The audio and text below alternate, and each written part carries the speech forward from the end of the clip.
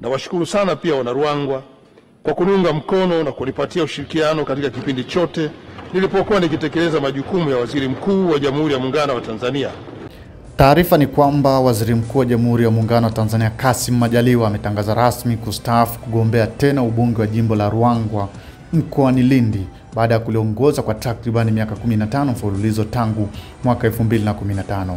Vyanzo vyetu vya habari kutoka kwa wandani wa Waziri Mkuu Majaliwa vimeeleza, yani Jambo TV walivyoandika, kuwa akiwa jimboni kwake Ruangwa kwa siku kadhaa na mashauriano na wananchi na wazee wa eneo hilo, Majaliwa amefikia uamuzi huo baada ya tafakari ya kina na ushauri wa wadau mbalimbali, na amewashukuru wana Ruangwa kwa kipindi chote cha miaka 15 ya kumpa ubunge na kuwakilisha vyema.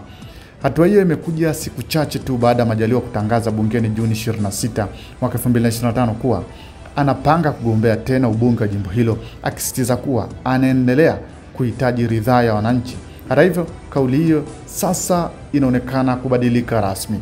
Wameandika Jambo TV, nikinukuu, "Ninatambua wakati mwingi nimekuwa nje ya jimbo nikilitumikia taifa langu na wana Ruangwa wameendelea kuniunga mkono. Nitumie nafasi hii kusema asanteni sana. Ninamuomba Mwenyezi Mungu azidi kuniimarisha na kutupa mshikamano uliopo kati yetu sote. Ninaomba kuwajulisha kuwa ninakuja kuchukua fomu ya kuomba ridhaa yenu tena," alinukuliwa bungeni.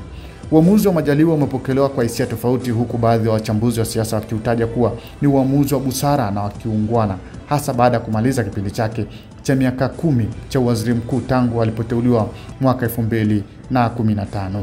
Hatua hii pia inakuja wakati chama chake, Chama cha Mapinduzi CCM, kikiwa katika harakati za ndani za uteuzi wa wagombea wa nafasi za udiwani na ubunge kuelekea uchaguzi mkuu wa Oktoba 2025. Zoezi hilo limeanza Juni 28 na linatarajiwa kukamilika Julai 2, 2025. Kuna kipi cha kusema kuhusiana na hatua hii ya Waziri Mkuu Kassim Majaliwa kuacha kugombea tena ubunge katika jimbo la Ruangwa? Tuweke maoni yako hapo chini kistaarabu na usisahau kusubscribe.